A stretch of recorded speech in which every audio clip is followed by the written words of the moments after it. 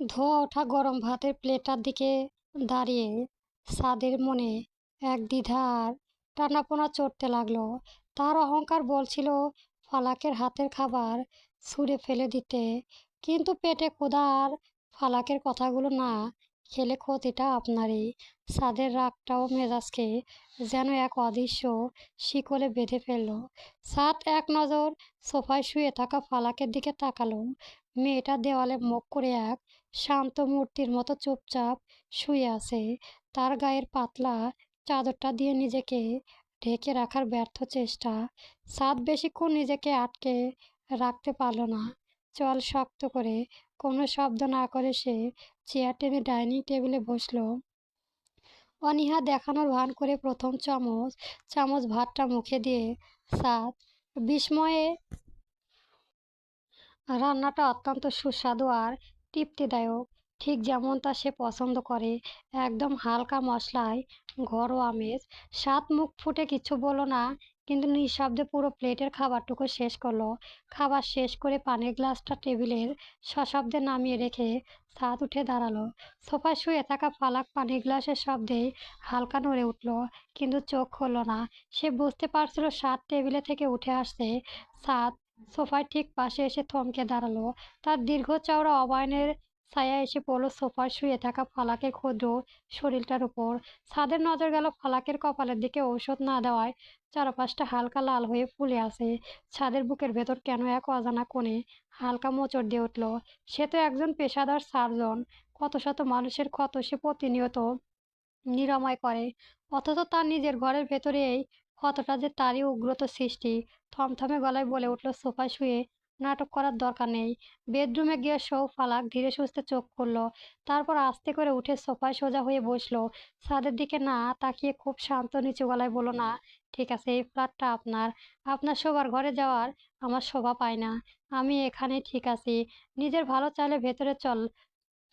ফালাক সাদের মুখের দিকে একবার চোখ তুলে তাকালো। ফালাক আর কোনো তর্ক করলো না। সাদের আদেশ অমান্য করার তার স্বভাব নয়। নিঃশব্দে ফালাক ধীরে কদমে সাদের পিছু পিছু বেডরুমে ঢুকলো।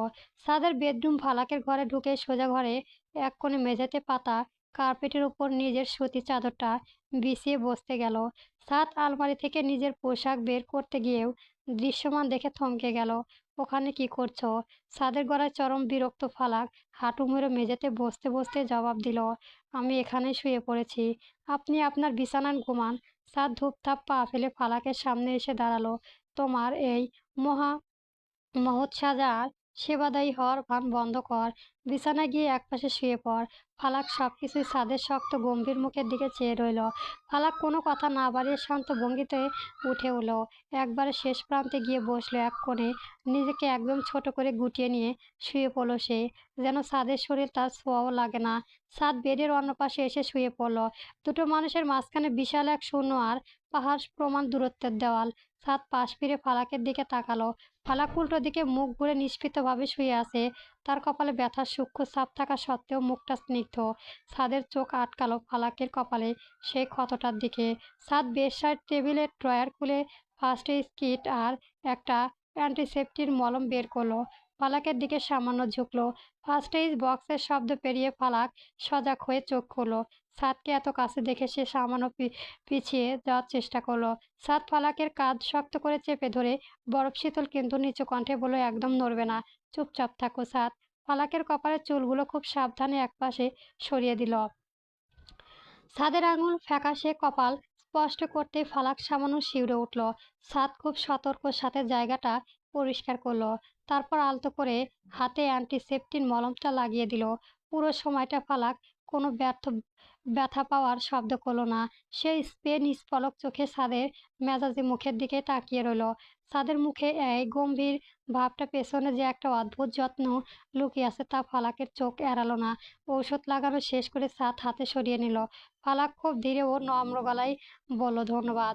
ছাদ ফার্স্ট এইড বক্সটা ড্রয়ারে ছুঁড়ে ফেলে দিয়ে পাশে ফিরে শুয়ে পড়লো। করা বলল, ধন্যবাদ দেওয়ার কিছুই নেই।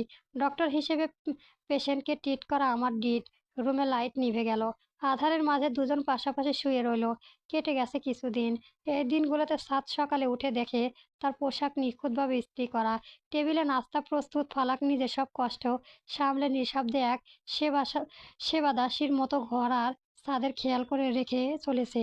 হঠাৎ একদিন দুপুরে নাফিসা মির্জা নির্দেশে ফালাক যেমন নিজ হাতে খাবার গুছিয়ে সোজা হাসপাতালে গিয়ে সাদকে খাইয়ে আসে। শাশুড়ির নির্দেশ অমান্য করা সাদ ফালাকে নেই। সে আলমারি খুলে নিশাতা মির্জার দেওয়ালে একটা গোলাপি রঙের সুতি শাড়ি বেছে নিল। শাড়িটা পরে ফালাক যখন আয়নার সামনে দাঁড়ালো, তার স্নিগ্ধ রূপ দেখে মনে হচ্ছিল যেন ভোরের কোনো ট্রাক্টর গোলাপ ফুল ফুটে উঠেছে। সাধারণ সাদা সাজ পোশাকের আড়মোড়হীন সৌন্দর্য তাকে অপসরিত মতো অপসরার অপসরূপ তুলেছে। টিফিন ক্যারিয়ার হাতে ফালাক রওনা হলো সিঁড়ির হাসপাতালের উদ্দেশ্য। সিটি হসপিটালের চকচকে বিশাল করিডোরে পা রাখলো ফালাক। এত বড় হাসপাতালের ব্যস্ততা দেখে সে কিছু ইতস্ত করছিল। সোজা গিয়ে গেল ইনফরমেশন ডেস্কের পাশে দাঁড়িয়ে থাকে একজন নার্সের দিকে। টিফিন ক্যারিয়ারটা হাতে দিয়ে শক্ত করে চেপে ধরে অত্যন্ত নম্র আর মিষ্টি গলায় ফালাক জিজ্ঞেস করলো, আপু, ডক্টর সাত মির্জা কেবিনটা কোনটা বলতে পারেন? নার্সটি ফালাকের দিকে তাকাতে কয়েক সেকেন্ডের জন্য থমকে গেল। সাধারণ একটা সুতি গোলাপি শাড়িতে একটা মেয়ে এতটা অপ্সরা আর স্নিগ্ধ হতে পারে তা যেমন চোখের বিশ্বাসই হচ্ছিল না। নার্সটি একটু অবাক হয়ে প্রশ্ন করলো, ডক্টর সাদের কেবিন? কিন্তু আপনি কে? ওনার পেশেন্ট নাকি কোনো রিলেটিভ? ফালাক সামান্য ইতস্ত করলো। নিজের পরিচয় দিতে গিয়ে তার কণ্ঠ সামান্য কেঁপে উঠল। তবুও সে চোখ নিচু করে ধীর গলায় বলল, আমি আমি ওনার স্ত্রী। কথাটা শোনা মাত্রই নার্সের চোখ ছানাবড়া হয়ে গেল। ডক্টর সাদ মির্জা, যাকে পুরো হসপিটালে এক দাপুটে কঠিন ও গম্ভীর সার্জন হিসেবে চেনে, যার আশেপাশে কোনো মেয়ে ভিড়তে ভয় পায়, ওনার স্ত্রী এসেছে, তাও আবার এমন এক সৌন্দর্য আর স্নিগ্ধতার অধিকারণী। মুহূর্তের মধ্যে খবরটা দানবের মতো ছড়িয়ে পড়ল পুরো হাসপাতালে। জুনিয়র ডক্টর, ইন্টার আর নার্সদের মাঝে ফিসফিসানি শুরু হয়ে গেল। দেখেছিস, ডক্টর সাদের ওয়াইফ এসেছে। কি ভীষণ সুন্দর দেখতে রে, যেন কোনো রূপকথার রাজকন্যা। একদম চোখের পলক ফেলা যাচ্ছে না।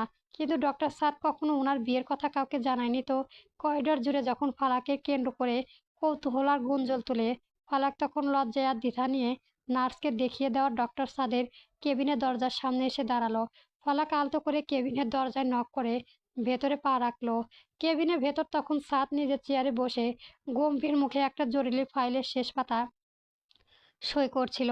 হঠাৎ ছাদ মাথায় তুলে তাকালো। ফালাকের সেখানে দাঁড়িয়ে থাকতে দেখে ছাদের হাতে কলম থমকে গেল। হালকা গোলাপি শাড়িতে ফালাকের ওই মোহনীয় স্বর্গীয় সৌন্দর্য এক মুহূর্তের জন্য ডক্টর সাদের চোখের ভেতরে সব গাম্ভীর্য চূর্ণ করে দিল। কিন্তু পরক্ষণই ফালাককে এই হঠাৎ পরিস্থিতি সাদের রগচাট্টা অহংকারে এক বিশাল ধাক্কা দিল। সাদ রিলেটিভ চেয়ার থেকে এক ঝটকায় দাঁড়িয়ে পড়ল। তার চেহারায় থমথমে ভাবটা নিমিষে হিংস্র রাগে বদলে গেল।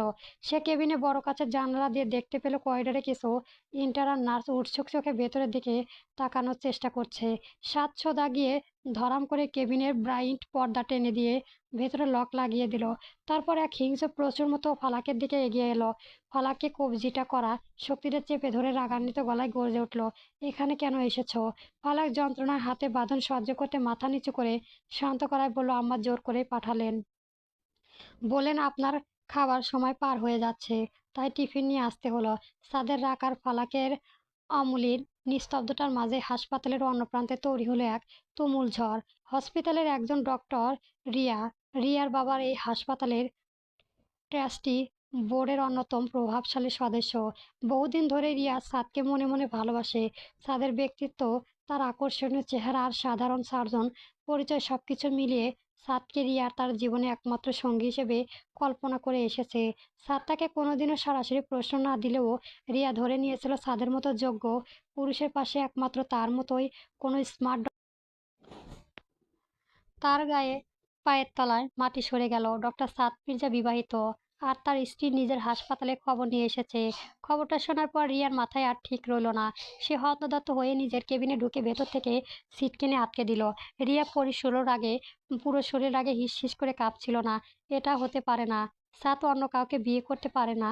কোনো সাধারণ মেয়ে সাদের পাশে দাঁড়ানোর যোগ্যই নয়। চিৎকার করে উঠল রিয়া। উন্মাদ আর হিংস্র হয়ে রিয়া ব্রিজের টেবিলের ওপর থাকা সব ফাইল মেডিকেল রিপোর্ট ফোনে দিল। কাচের পানির জগ আর গ্লাসটা সজোরে দেওয়ালে ছুঁড়ে মারতে ঝনঝন শব্দে পুরো ঘর কাচের টুকরো ছেড়ে গেল।